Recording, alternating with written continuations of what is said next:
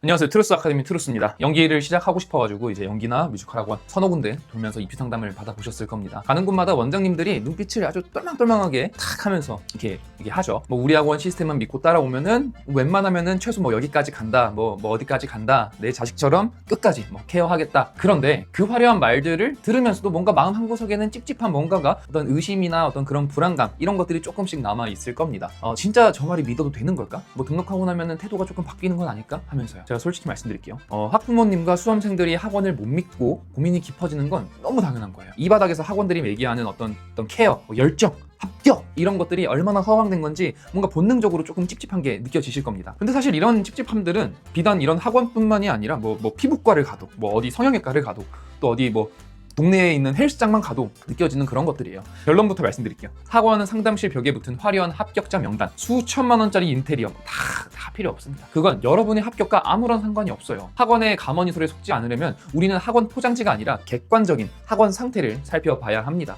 앞에서 잠깐 얘기했지만 이 비즈니스 세계에서 가장 믿을 수 없는 말 중에 하나가 고객을 가족처럼 모시겠습니다 라는 말이에요. 뭐 알바 공고나 회사 공고 같은 거 보더라도 그런 거 있죠. 가족 같은 회사. 원생을 모집하는 시기가 되면 대다수의 학원들은 등록만 하면 아이의 인생을 책임지고 자기 자식처럼 케어해줄 것처럼 막 얘기를 합니다. 하지만 딱 3개월 정도 지나보세요. 그 뜨겁던 열정은 식어버리고 아이는 수백 명 중에 한 명의 들러리로 방치될 겁니다. 그런데 또 이제 저 같은 경우에는 제가 강사잖아요. 그러니까 솔직히 저는 그런 학원들이 어느 정도 이해가 가요. 학생들이 진짜 내 혈육도 아니고 본인들은 원생들이 탈락을 하든 뭐 합격을 하든 또 그냥 똑같이 월급 나올 텐데 그냥 일반 직장인에 불과하잖아요. 자기가 가르쳐서 학생이 떨어져, 자기가 가르친 학생이 떨어져도 내 어떤 월급이나 이런 것들에 큰 타격이 없어요. 굳이 밤잠을 줄여가면서 수업 자리를 준비하고 남의 자식을 위해서 뭐 영혼을 갈아넣을 필요가 없는 거죠. 뭐 걔는 올해 뭐 운이 없었네, 재능이 조금 부족했네, 흡수하는 게 조금 늦었네, 뭐 이런 식으로 학생한테 조금만 이렇게 과실을 넘겨버리면은 그만인 거예요. 이게 입시 시장이에요. 이게 현실이고 이게 참투루. 자, 그러면 대체 어떤 학원을 믿어야 될까요? 물론 여러 가지 항목들이 있을 겁니다. 그런데 제가 오늘 말씀드리고 싶은 거는 당장 알기는 어려워도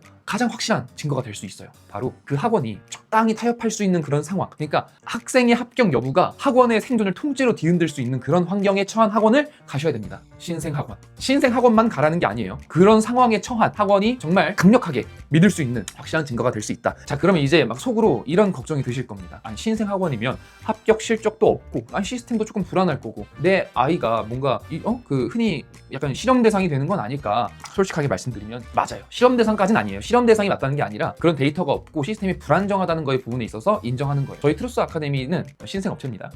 근데 이제 막 시작한 신생학원이고 이 학원 이름으로 대학을 보낸 합격생은 아직 없어요. 하지만 냉정하게 물어볼게요. 대형 학원 로비 벽면에 화려하게 붙어있는 수십 명의 합격자 명단이 과연 당신의 아이의 합격을 보장해줄 수 있어요? 아닙니다. 기존에 있는 그런 학원들, 시스템이 잘 잡혀있는 학원에는 학생들이 많이 갑니다. 믿음직해 보이지. 이미 있던 학원이고 합격자도 배출해낸 그런 학원이니까. 그런데 정작 그 밑에서 원장 얼굴 한번 제대로 못 보고 들러리 서다가 떨어진 수백 명의 아이들은 그 명단 밑에 숨겨져가지고 안 보일 뿐이에요. 학원의 규모가 클수록 이런 현상은 더 보이지가 않아요. 아니, 학원의 규모가 크면 더 잘 보여야 되는 거 아닙니까? 라고 생각할 수 있어요. 이게 합격자 명단은 보통 몇 명이 갔냐, 우리가 몇 명을 보냈습니다를 얘기를 하잖아요. 그러니까 퍼센테이지가 아니라 명수로 가니까 더 약간 믿음직해 보이는 거예요. 그러니까 이게 함정인 거예요. 그러니까 예를 들어서 1000명이 가서, 그러니까 10명이 합격했어. 그런데 학원의 수강생이 극단적으로 얘기해서 1000명이야.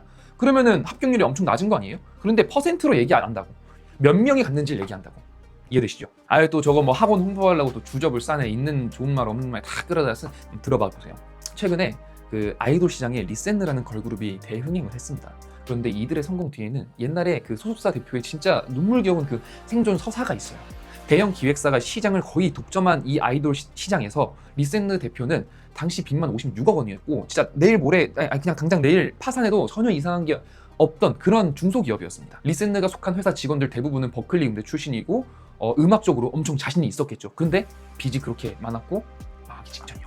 근데 얼마 지나지 않아 컨텐츠가 대박이 나면서 대중들한테 인식이 됐는데 이제 뒤에서 보니까 이제 그 대표님이 막 그 같이 컨텐츠에 나온 개그맨 이선민이랑 유영훈님한테 너무 고맙다고 막 큰 절도 하고 뜨기 전에 그냥 길 가다가 만난 이제 축구 선수 김영광님을 본 적이 있었대요. 근데 거기서 그냥 바로 그냥 명함 주면서 리센느 아냐고 바로 홍보도 하고. 그러니까 근데 이제 왜 그랬을까요? 그러니까 거의 김영광님은 이 업계에 거의 아예 그 상관이 없는 사람이잖아요. 왜 그랬을까요? 살아야 되니까, 망하기 싫으니까, 리센느 살려야 되니까. 저희 트루스 아카데미도 정확히 그 리센느 대표님과 같은 절박한 상황이에요. 저도 잘 되고 싶어요. 저도 국내에서 꽤 알아주는 그 뮤지컬과를 들어갔고 지금까지 13년 동안 연기랑 이 뮤지컬 그리고 카메라 연기에 대해서 정말 많이 공부하고 연습을 해왔습니다. 저는 리센느 대표님처럼 되고 싶어요. 정말로. 진심으로. 저는 고등학교 때 연극영화과를 졸업했고 지방대 뮤지컬학과에 들어갔다가 최상위권에 도전을 해보고 싶어서 최상위권 대학 벽을 넘기 위해 정말로 1년 동안 혼자서 정말 열심히 연습을 하고 공부하고 하면서 거의 그때 당시 거의 100대 1 정도의 경쟁률을 뚫고 대학에 진학을 했습니다. 제가 약간 타고난 천재처럼 보이세요? 아닙니다. 되게 뻔한 얘기지만 저는 진짜 심각한 음치였어요. 고등학교 때 이 음감이 너무 없어가지고 공연을 했는데 주인공이었는데도 불구하고 음정을 너무 못 맞춰서 음악 감독님이 제 마이크를 내렸어요. 하이라이트 부분에. 그리고 앙상블 합창 소리를 이만큼 키워가지고 무대에서 제 목소리가 아예 안 들렸습니다. 진짜 그때는 웃어 넘겼지만 진짜 지금 생각해도 너무 힘든 순간이었고 너무 수치스러웠던 그런 순간이에요. 제가 이 말씀을 드리는 이유는 제가 이렇게 노력했다 이게 아니라 타고난 그런 재능들을 타고난 강사들은 절대 모르는 재능이 없는 학생들이 임계점을 뚫는 방법, 그 훈련 루틴, 실질적으로 써먹을 수 있는 진짜 그 훈련 루틴들을 저는 알고 있기 때문이에요. 제가 그랬던 사람이니까. 제가 준비한 고2 골든타임 입시반은 요행을 바라지 않아요. 고3이 되기 전에 재능을 가지고 있는 사람들, 천재라고 안 할게요. 그냥 재능을 가지고 있는 사람들은 절대 모르는 저만의 그 훈련 루틴들을 주입하기 위한 기본 세팅 값을 만들어 놓을 수 있는 가장 중요한 시기, 고2 여름방학, 이 골든타임 입시반, 제가 만들어 놓은 이 훈련 루틴들을 만들어 놓을 수 있는 유일한 시기, 그 골든타임 시기, 고등학교 2학년 여름방학부터 겨울방학, 이 상태, 그 시기에 그 상태를 만들어 놓을 수 있는 그거를 만들어 놓는 그 클래스예요. 아유 힘들다. 지금 영상 편집을 하고 있는데 이때 내가 너무 경황 없이 얘기를 해가지고 다시 한번 말씀을 드려야 될 것 같아요. 이게 뭐냐면 골든타임 입시반은 다른 게 아닙니다. 고등학교 3학년 때부터 시작을 하기에는 조금 빠듯한 감이 있기 때문에 고등학교 2학년 여름방학 때부터 이제 고3 들어가기 직전까지 기본기를 조금 다져 놓을 수 있고, 그리고 그 시기가 지나면은 현역으로 들어가기에는 좀 어렵기 때문에 현역으로 들어갈 수 있는 골든타임이다 해가지고 골든타임 예비 입시반 이런 식으로 제가 이름을 지은 겁니다. 너무 이렇게 해가지고 못 알아들었네. 옛날 입시 시장이랑 많이 달라졌어요. 수준이 너무 높아졌습니다.